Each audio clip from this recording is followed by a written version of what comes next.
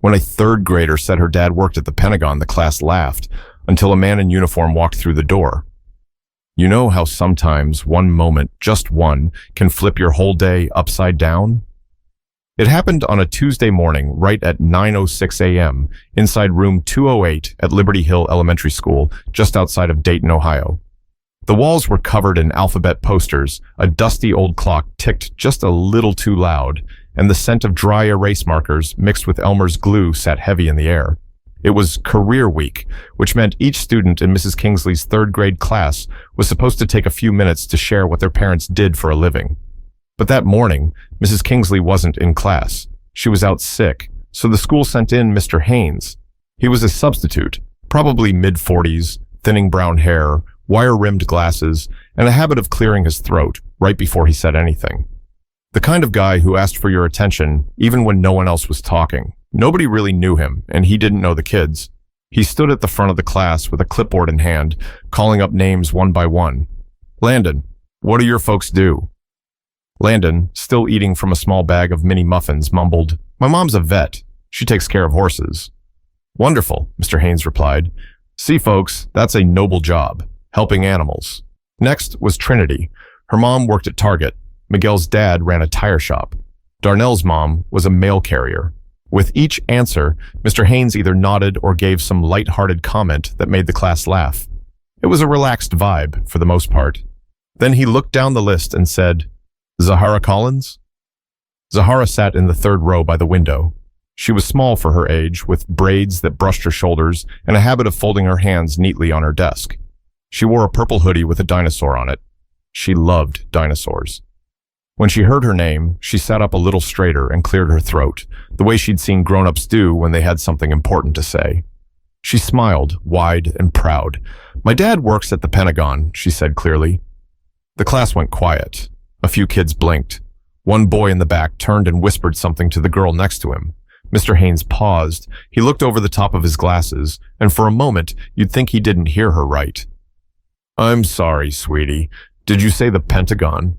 He asked, that same half-laugh tucked under his words. Yes, Zahara repeated. He works for the Department of Defense. Mr. Haynes raised an eyebrow. Really? The Pentagon? Are you sure you're not confusing it with, I don't know, the post office or something?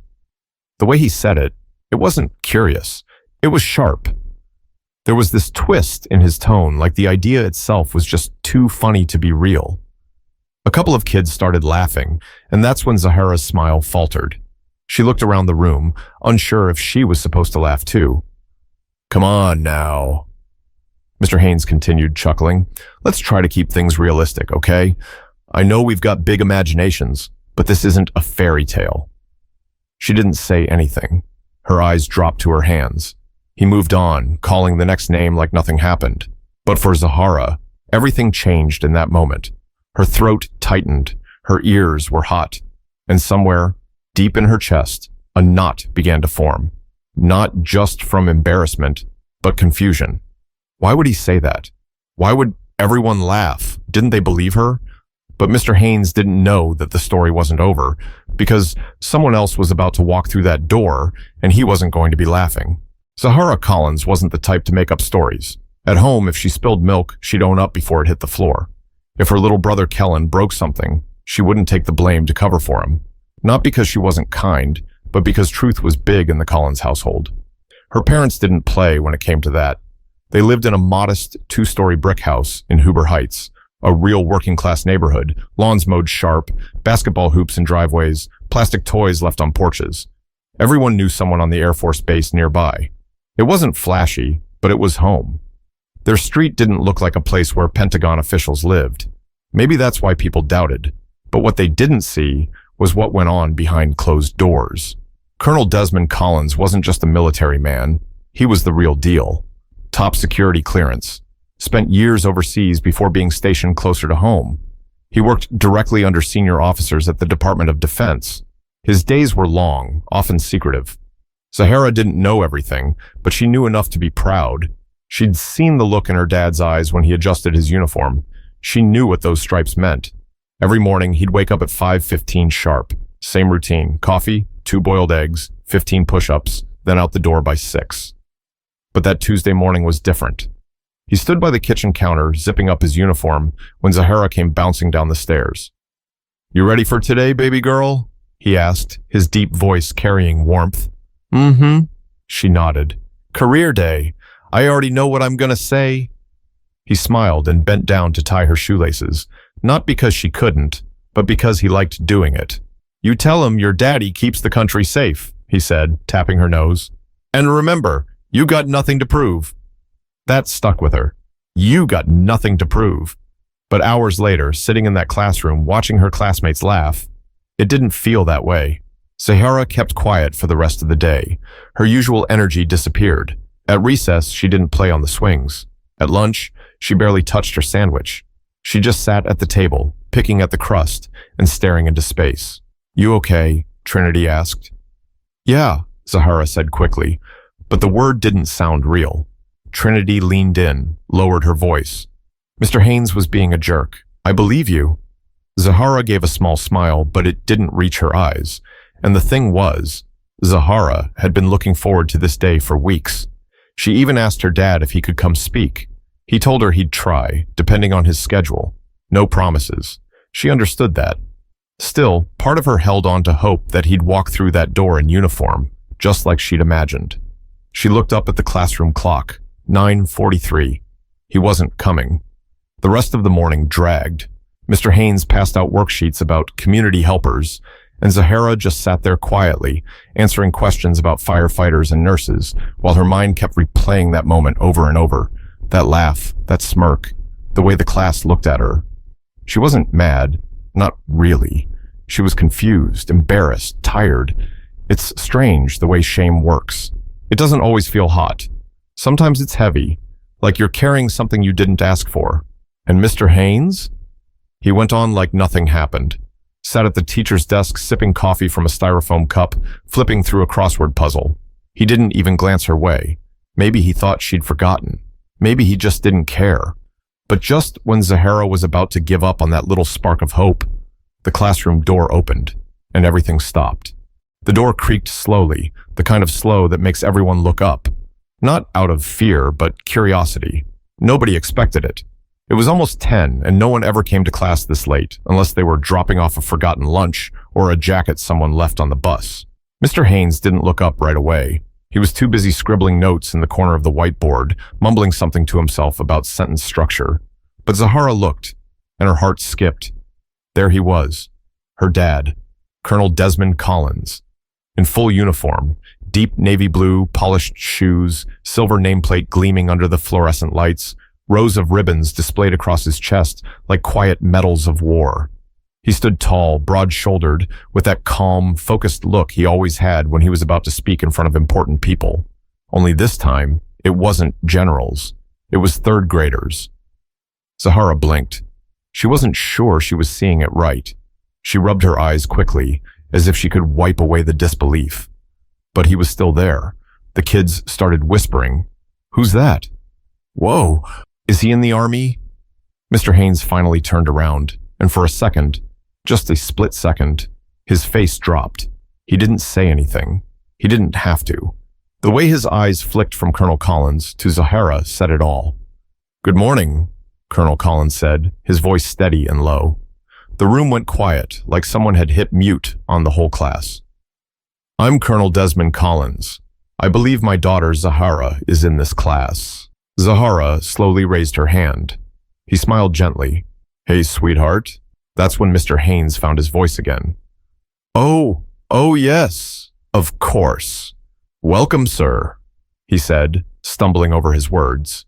We weren't expecting you this early. I thought, well, I didn't have you on the schedule. I asked my daughter if she wanted me to come. She said yes," Colonel Collins replied. "So I moved a few things around."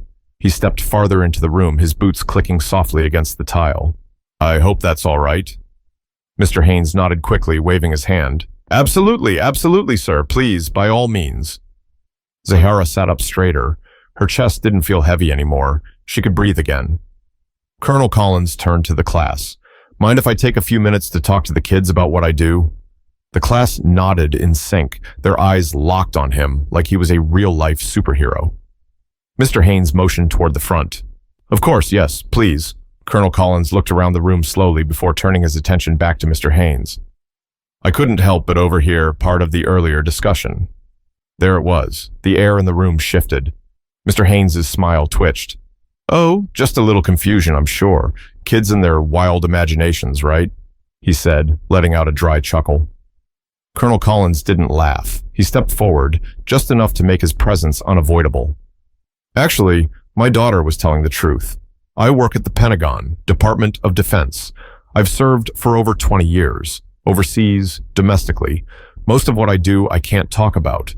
But what I can say is that I take my job and my family very seriously. Zahara couldn't stop staring at him. She felt something rise in her chest. Pride, yes, but also something deeper. Relief. She wasn't crazy. She wasn't lying. Her dad was real. Her truth was real. Mr. Haynes coughed. Of course, that's very impressive. Colonel Collins finally looked at him dead on. I hope the next time a child in your classroom tells you something about their family, especially with pride in their voice, you listen before you laugh. He let the words sit there, not loud, not aggressive, but sharp enough to cut through every layer of awkward silence. But Colonel Collins wasn't finished, not yet, because now that he had their attention, he had a story to tell, one they wouldn't forget. The classroom had never been this quiet. Even the wall clock seemed to hush itself. Colonel Collins stood at the front, his hands calmly resting behind his back, shoulders square, eyes scanning the room. Not in a way that scared the kids, but in a way that made every one of them sit up straight, like they instinctively knew they were about to hear something important. He turned slightly toward Zahara. My daughter, he said slowly, has never been one to exaggerate. She doesn't need to.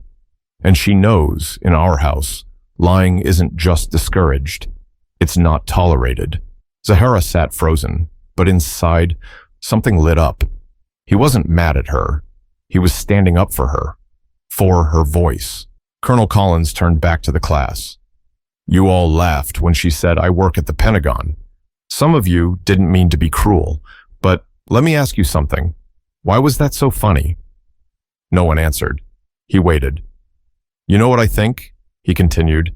I think some of you never imagined that a little girl like Zahara, soft-spoken, brown-skinned, from Huber Heights, could have a dad who walks the halls of one of the most secure buildings in the country. I think maybe that didn't fit the picture you had in your heads. Silence. One of the boys shifted uncomfortably in his chair. Zahara kept her eyes on her desk, tears gathering in the corners of her eyes, but not from sadness this time. Colonel Collins softened his tone. When I was growing up, I went to a school a lot like this one. And I remember telling a teacher once that I wanted to fly planes. She laughed. Said, you mean model planes? He paused. I never forgot that. Mr. Haynes cleared his throat from the corner. I'm sure no harm was meant. It was just a misunderstanding. Colonel Collins turned toward him, slow and deliberate. I'm sure, he said flatly. But see, here's the thing about misunderstandings. They stick, especially when you're 9. Especially when everyone else laughs along. The weight of that landed. You could feel it in the room. Colonel Collins walked slowly over to Zahara's desk. He crouched down beside her so they were eye to eye. I heard what you said this morning, he told her gently. You did nothing wrong. I'm proud of you. Zahara blinked quickly and whispered, I thought you weren't coming. I told you I'd try, he said with a small smile. And I knew today mattered. He stood back up and addressed the class again. Every one of you has a story. Where you come from, who your parents are, what you dream about. Those things matter. Don't ever let someone talk you out of your truth just because it sounds too big. He let that hang there for a second. Then he added, and don't ever laugh at someone else's story just because it doesn't sound like your own. Several students shifted in their seats.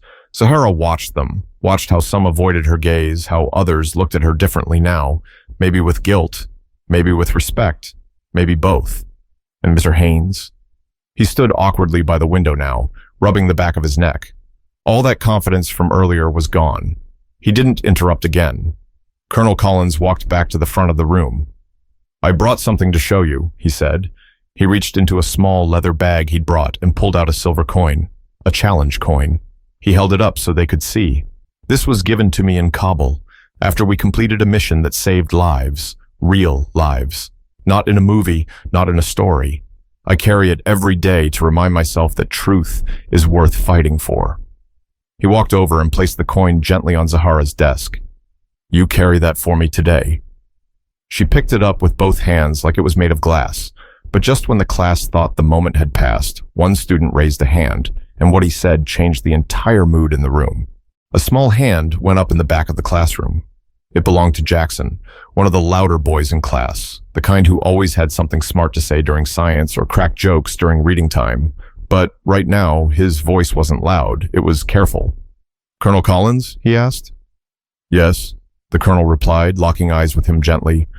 Jackson hesitated. I didn't know people like you worked at the Pentagon.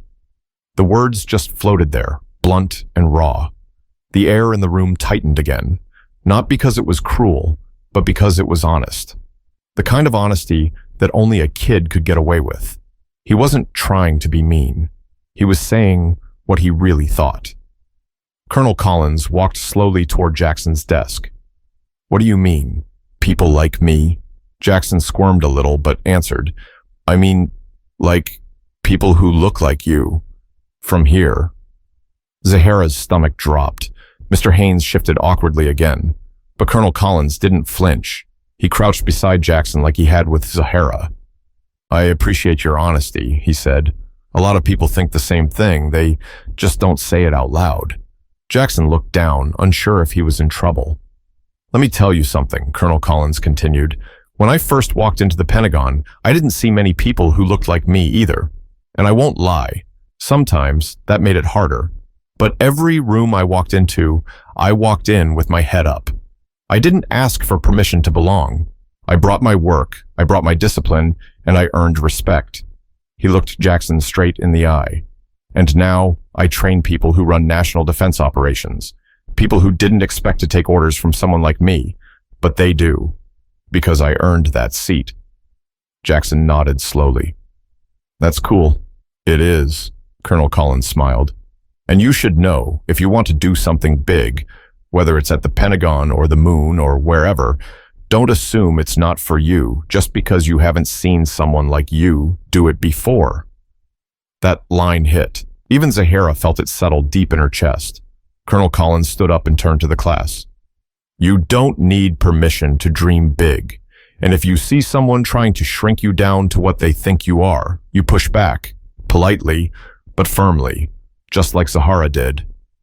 Zahara looked at her dad, eyes wide, heart full. Mr. Haynes took a deep breath, cleared his throat again, then finally stepped forward. Colonel, I want to apologize. To both of you. I didn't mean to question Zahara like that. I didn't realize... No, Colonel Collins interrupted calmly. You didn't. That's the point. Mr. Haynes nodded slowly, lips tight. I'll be more careful with my words moving forward. Good, Colonel Collins said, not rude, just clear. That's all we can ask. He turned back to Zahara. You all right, sweetheart? She nodded hard, still holding the silver coin tightly in her hand, like it was part of her. He smiled. Okay, I'm proud of you. The class just sat there, unsure what to do with everything they'd just witnessed. No one reached for their pencils. No one whispered. For once, even Jackson didn't try to be funny. Colonel Collins looked at the clock. I've got a few more minutes. You want me to tell you about what it's like working in national security? This time, the response was instant. Yeah. Yes, please. How many cameras are in the Pentagon? Have you ever met the president? Laughter, genuine laughter, filled the room. Not from mockery, but curiosity. The ice had broken. The tension had cracked. And the lesson had been heard. Colonel Collins spent the next 15 minutes answering questions. Some serious, some silly. But he took everyone with grace. But the most powerful moment came after he left. Because what Zahara did next turned everything upside down one more time. After Colonel Collins answered his last question, he checked his watch and turned to Zahara. Gotta get back, baby girl, he said softly. Zahara stood up as he approached, and without saying a word, she wrapped her arms around his waist and held on tight. He leaned down and hugged her back, placing a firm hand on the back of her head. For a second, it was just father and daughter. No classroom, no uniforms, no coins, no stairs. Just love. He stood up, gave her one last smile, and nodded to the class. "Y'all be good, and listen to my daughter." That got a few chuckles, the light kind. As he walked out the door, Zahara watched every step. And even when he was gone, she kept staring at the door for a second longer, just to make sure it had really happened. Mr. Haynes cleared his throat again. "All right," he said awkwardly. "Let's, get back to our worksheets." But no one moved. Then Zahara, quiet, small, the girl who just an hour earlier had sunk into her seat, raised her hand. "Yes, Zahara? I don't want to do the worksheet." A few heads snapped in her direction. Mr. Haynes blinked. "I'm sorry?" "I don't want to do the worksheet," she repeated, her voice steadier this time. "I want to say something." He hesitated. "Okay." Zahara stood up and looked around the room. She wasn't smiling. She wasn't crying either. She looked calm, sure. "I didn't lie," she said. "And even if my dad didn't show up today, I still wouldn't have lied." The room stayed quiet. I didn't understand why everyone laughed. I still don't, but I know how it made me feel. And if I ever hear someone laughing at someone else for telling the truth, I'm not just going to sit there next time. No one said a word. Then Trinity raised her hand. "I'm sorry I laughed." Zahara turned to her. "It's okay." Jackson lifted his head. "Me too. I just didn't think it was real." Zahara nodded. "It was." Then the kid who never talked, Malik, mumbled, "My mom works night shifts at the hospital. Sometimes people don't believe me either, 'cause she's never at pickup." Zahara looked at him. "She's working. That matters." He smiled a little, just barely. Mr. Haynes sat down slowly in his chair like the energy in the room had shifted and he was just trying to catch up. "Thank you, Zahara," he said. She sat back down, clutching the coin in her fist, still warm from her father's hand. The rest of the day went by, but something about the room had changed. The kids weren't louder. They weren't more talkative. They were more aware, more careful, like something inside of them had cracked open and let light in. When the final bell rang and the kids grabbed their backpacks, several walked past Zahara and said something, small things. "Cool dad." "I believe you now." That was brave. Even Jackson gave her a shy fist bump before leaving. She waited outside on the bench by the front office, coin in her pocket, thinking about everything that had happened, thinking about how quickly people decide what's possible and what isn't, based on what someone looks like, or where they live, or how they talk. Her mom pulled up in the car. Zahara opened the door and climbed in, backpack in her lap. "How'd it go?" her mom asked.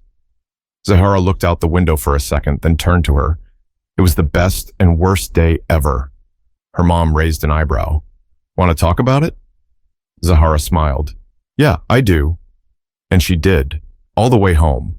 And if you've ever been laughed at for telling your truth, just remember, truth doesn't need applause to be real. Speak it anyway, because someone in the room is always listening. If this story meant something to you, share it with a friend, a parent, a teacher, because sometimes the smallest voice in the room is the one we need to hear most. And if you've ever been doubted, remember, you don't need permission to be proud of who you are.